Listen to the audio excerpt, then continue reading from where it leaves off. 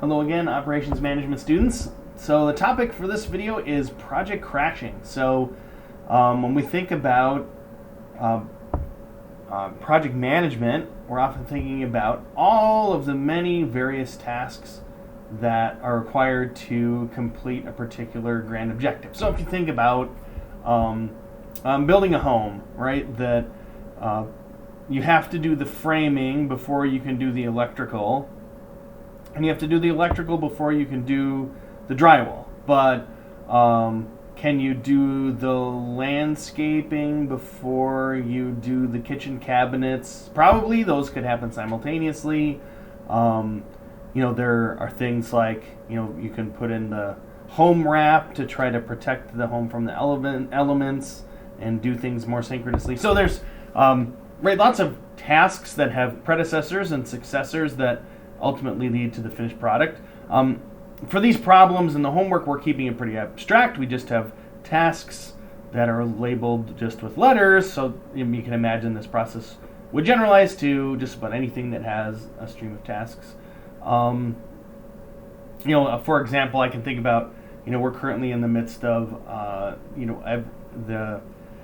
every 10 years the business school is up for reaccreditation through the ACBSP. We did the big accreditation report 4 years ago, and now our first mid-cycle review is coming, so that file is due in September. So there are lots of tasks for that as well, and but many can happen in parallel. There aren't a lot of that task structure is pretty flat. Lots of people can work on it in parallel, which is good, because those are easier than having lots of prerequisite tasks. So in this case, I'm just going to do an example of how we might crash this particular network. And so to do that, we actually need to describe all the possible paths through the network. So obviously, you can see just by looking that we end at node D. So I'm going to say A, B, C, D is one path through this network, but also A, B, G, D is a path through the network. E, F, G, D, I, F, G, D, J, G, D. And I'm just tracing through 1, 2, 3, 4, 5, 6, 7. So we should have 7 paths through the network. K, G, D, and K, L, H, D. Now it matters how long each of these takes, and we're interested in the critical path, first of all. So what is the path through this network that takes the longest? That's one that's going to define how long the project takes in total. But also we're interested in the crash cost. So crashing is when you spend resources, typically money for labor, but it could be other things, maybe some automation, maybe some new equipment, but some kind of financial investment to make tasks go faster. So if I look at, I'm just going to copy these node labels here.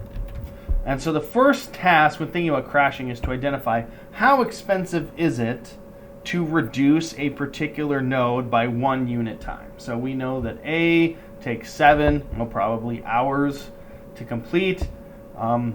We can crash it down to 4, so it could be as short as 4 hours, or whatever time units. It could be as short as 4, and the total cost to get it from 7 to 4 is 100. So I'm going to create a cost per unit, cost per hour, in this cost per hour for this one, and then we will have angle counterclockwise. That sort of helped, I guess. And then we'll have hours available.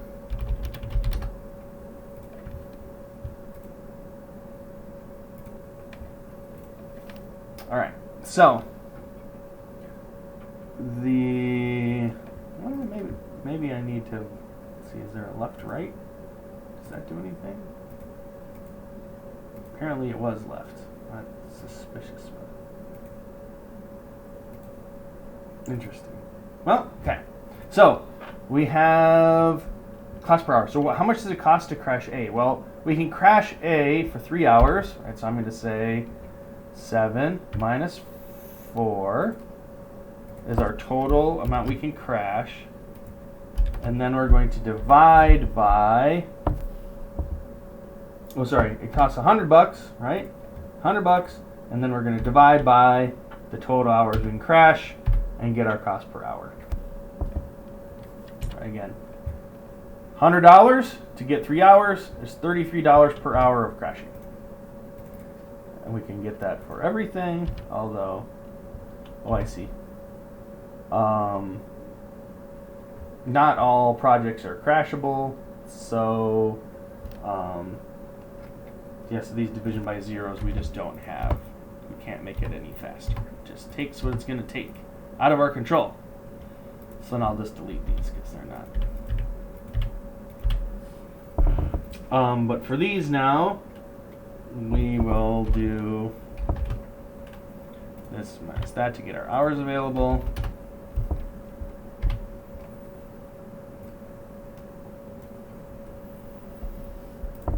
There we go. Okay. So first we want to figure out how long it takes to do all these. So A, B, C, D is going to be A, B, C, D. A, B, G, D, and so on. All right, and the idea here is to identify the longest path through the network. ABCD is looking pretty long right now. The ones with less nodes tend to, on average, be shorter, but if you get,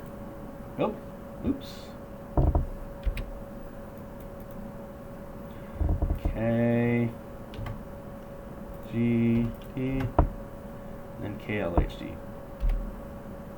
K, L, H, D.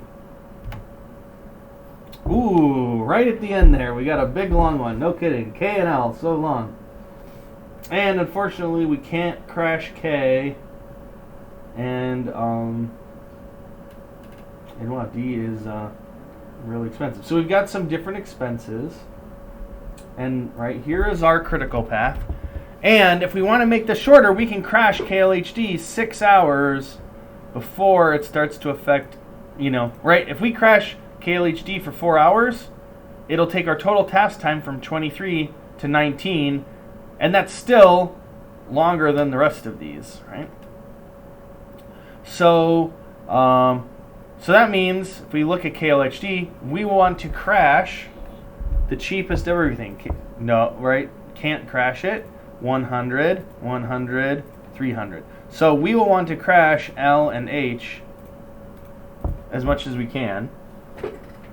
Right, so we'll spend $100 twice crashing L and $100 crashing H, and that would get us down to 20, and then $300 crashing D, and we're done. We can't make it any faster. So if you have one path that's really long, crashing can be pretty straightforward because you focus on that one path. So I'm going to change this problem to be more interesting. So what if K still isn't crashable, but now K is just 3? So now KLHD is still on the critical path, and so we still want to crash it. So let's go through what. Now, it's really important to be careful with your bookkeeping here, because it's sometimes things you do will affect other paths. So we have to be careful. So I'm going to do a step by step, and you should do it 1 hour at a time. So I am going to crash somewhere in KLHD. So if I look at KLHD, L is 100, H is 100. L is 100, H is 100. They are both only on KLHD. Those nodes only appear on this path. So I'm going to crash L for 100, right? And that is going to take KLHD to 17, right? And that's our critical path now, right? 17. So now I can crash KLHD again. So what if I crash L again? Well, if I crash L again, I can, right? L can be crashed twice. So I can crash L again for $100. And that takes KLHD to 16. However, A, B, C, D is 17. So this won't actually do anything, right? This won't decrease the time to complete the project because we now have two paths on the critical path. So we need to crash something on A, B, C, D as well. And we have to pay attention because in this case, right, we have D is in both paths. So it might be the case that D is the best node to crash, even though maybe it's more expensive than L because it does two things, right? So you have to just think carefully about that. So in this case, let's contemplate. If we crash L, then we have to crash something on A. We'll crash A, it's the cheapest, right? B isn't crashable. C is cheap, but not as cheap as A. And D is very expensive. So we would crash A for $33. And that would take A, B, C, D to 16. Okay. Now, different alternative plan. We just crash D. It costs us $300, and that does both of those things, right? It gets both of these to be shorter. Now, what are we going to do? We're going to do this. Why? I mean, because this, right, all in, right, we're at $133.33. That is less than 300, right? So it's cheaper to not crash D, but it is an option. And if we run out of slack to crash in these other tasks, we may end up on D. So it depends on how far we're crashing this project. So if we want to go to 15 now, we've used up our L, so we're going to have to switch over to H. So I can do the same thing. I'm just going to copy and paste this. Do the same thing. I can't crash L anymore, right? L is all crashed out. There's only 2 available. But H is also 100. So I'm going to put H here. It's also 100. And so then KLHD would be 15. And I'm just going to repeat this. Right? We'll do A again. And ABCD would go to 15. Okay, so let's say we're crashing to 15.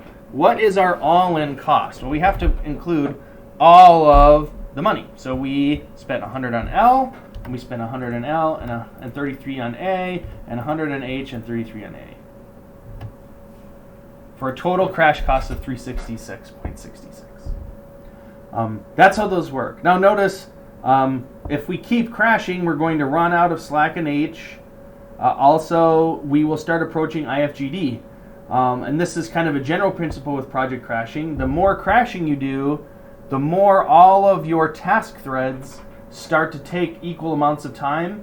And now you've created project completion risk, because if any of those task threads have a setback or take longer than you think because they're all piled up, it has a good chance of being delayed. So there's a limit to the cost effectiveness of project crashing, probably because the more you crash, the more expensive it is to crash an individual hour, and the more tasks start piling up, creating execution risk.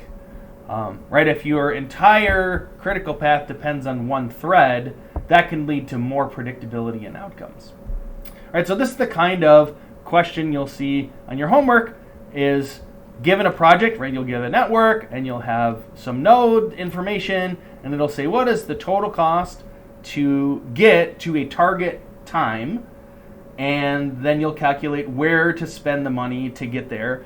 And it's very crucial to keep track of situations like this where, in this case, it didn't pay to just crash D, but in some of your homework problems, you will need to choose the more expensive option because it covers multiple paths, and so it's ultimately cheaper than having to do two cheaper things, right? If this was 120 instead of 300, we would have done this because it's cheaper than 133, right? So that's something to pay careful attention to. There's a lot of careful bookkeeping with these problems, so take lots of notes and go very slow, and think carefully about what you're doing. That's it. So thank you so much.